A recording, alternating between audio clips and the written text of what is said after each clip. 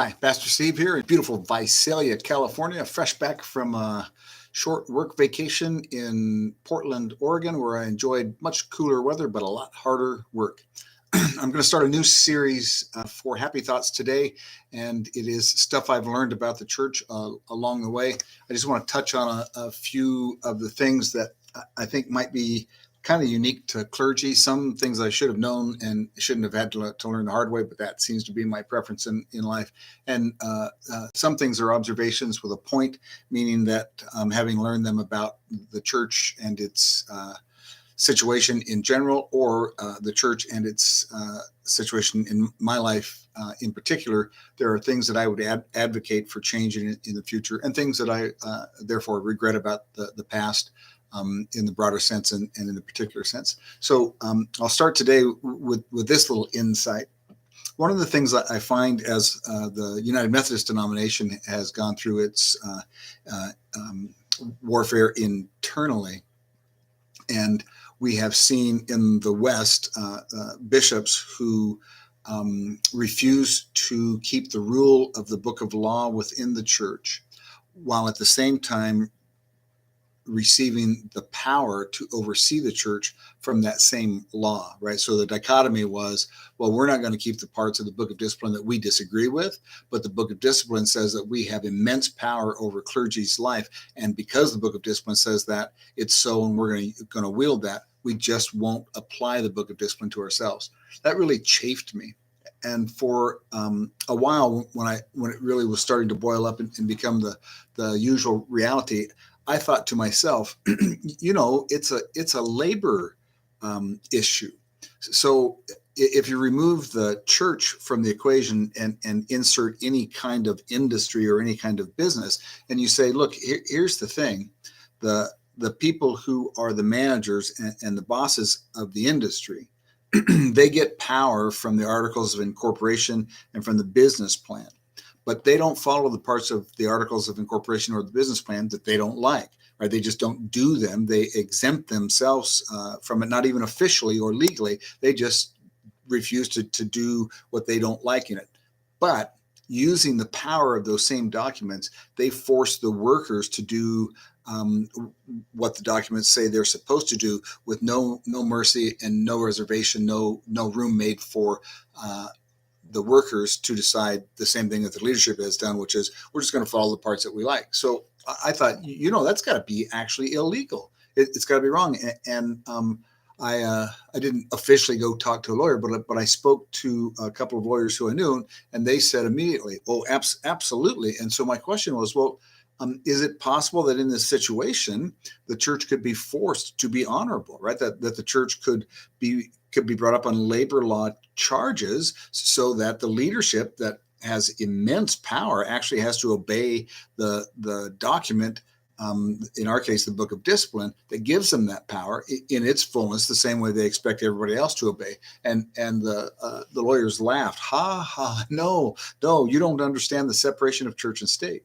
And in the pursuant conversations, what I was informed was the United States government has as a legal part of its existence the separation of church and state.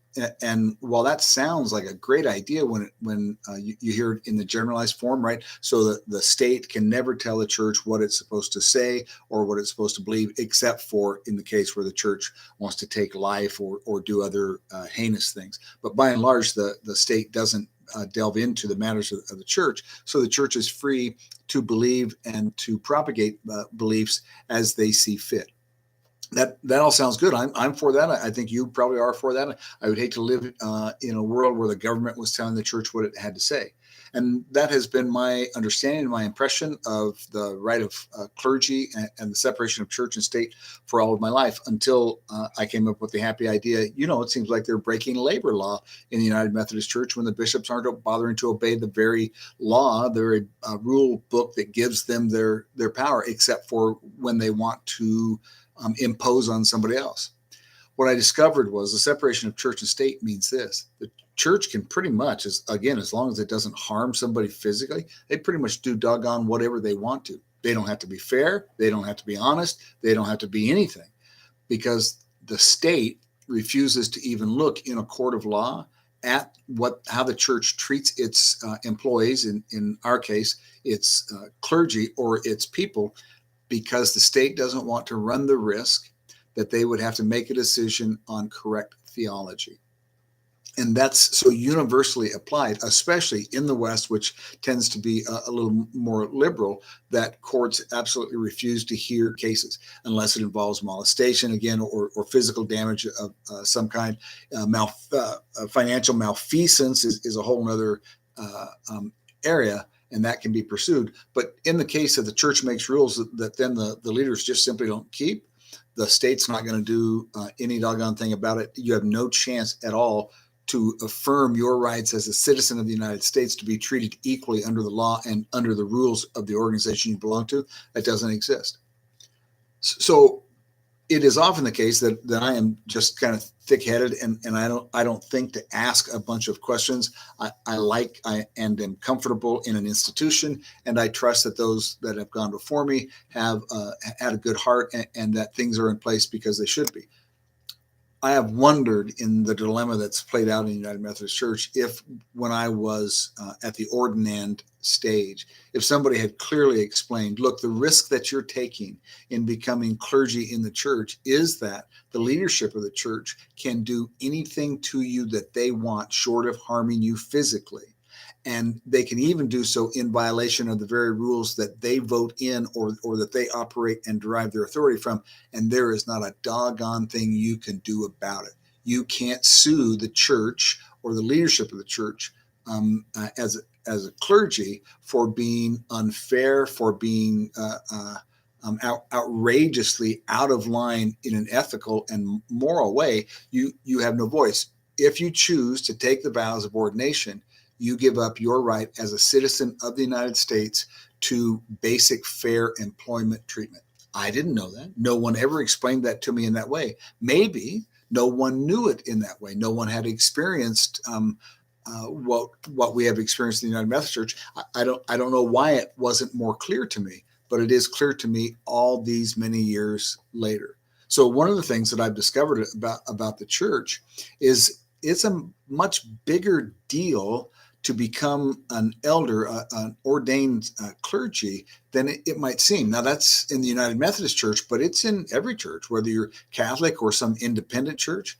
You lose a lot of your rights as a citizen of these United States when you become a clergy. You willingly give them up. It's on me that I was ignorant and stated my ignorance and didn't flesh out what does that really mean to take the orders of ordination. I wish that I had known. I don't know that it would have changed my mind to be ordained, because I have felt called to be a minister all of my life, and I love being a minister, and I even love the church, which I feel has been just out of line ethically, morally, and legally in the way that they conduct themselves by absolving themselves from obedience to the book that gives them their power. I don't know that it would have changed my mind at that time or at any time along the way, but it is something that I've discovered about the separation of church and state. Effectively, the state, right? The civic law says to those who are ordained, you're not under our protection when it comes to any matter within the church except for physical harm or, again, malfeasance. And apparently, even then, it's pretty hard to get the law to do anything. The separation of church and state leaves the church at the mercy of its leadership. And to that end, I wish that more people would think about that. Not only at the denominational level, if you have denominational leaders that are breaking their own rules for their own satisfaction for whatever reason, but at the local church level, right? If you are in an independent church where the hierarchy is the senior pastor or is the board and the senior pastor, it's worth knowing rules are the same there. And there are a lot fewer dynamics to cause discomfort to people who want to play fast and loose with the rules on the independent church stage. I'll talk in another video about what's better, the denominational form of Christianity or the independent form of Christianity, what's called Congregationalists. And the answer is, gosh, I don't know. I hope there's a third way at some point, because human beings with power are always tempted and often fail the temptation to abuse that power for their own gain or for their own passions. So one of the things I've learned about the church along the way as a clergy is that I willingly signed off on my basic human rights as a citizen of the United States when I became ordained. That's really stark language, and it's meant to be because it drives home the point. I really have been in a situation where in our denomination, a small cluster of bishops just decided to do what they wanted to do. They broke the Book of Discipline, which is our rule book, our law book, but they used the Book of Discipline to enforce every rule they wanted to enforce while refusing to hold themselves accountable. Man, that's a tough dynamic to know, but it's a part of what makes up the church, the institution. It's a part of what's broken in American Christianity, and I think honestly worldwide Christianity. And it's a part of what Christians going forward are going to have to wrestle with. Is there a mechanism? Is there a way to stop that kind of abuse of power, whether it's, again, at the denominational level or whether it's in the local church level? Is it possible to build into the fabric of Christianity a structure or a component that checks the abuse of power by those who derive power from the rules that they sometimes break?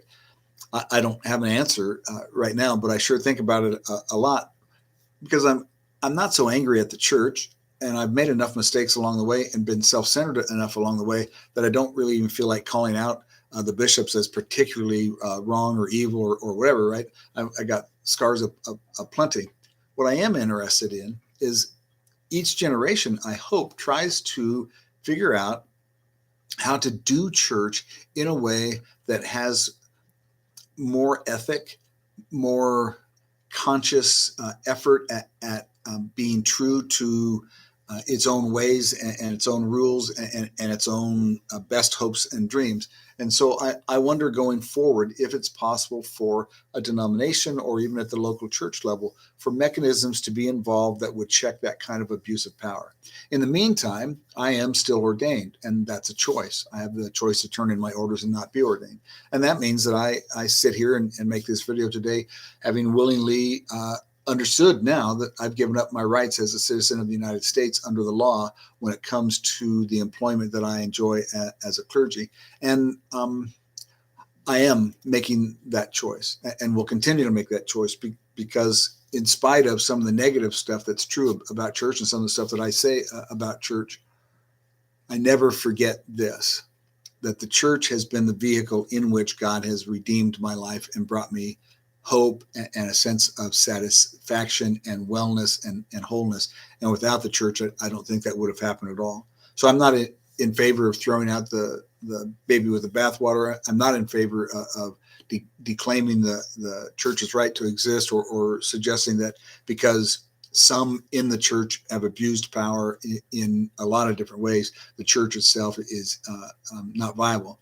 I believe the church is the will of God expressed in human form, and therefore it has brokenness. But I also believe it's not enough just to rail against the brokenness or to know it. All of us have to do a better job of figuring out how to hold the church accountable to the things it should be held accountable for. So I'll talk to you about some more pleasant things that I have discovered and maybe some more darker things as we go. I'll talk on the denominational level, which is what I talked about today. I'll also talk about some of the inner politics of the local church, because those things have all been learning opportunities. I didn't grow up in a family that was well-versed in how churches operate, and I certainly have learned a lot along the way. And as I enter in my 60s and get ready for whatever might lie next, I want to share some of this information in the hopes that it will both inspire and that it will help people be educated about what's going on in the church. So God bless you, and I'll talk to you again next week.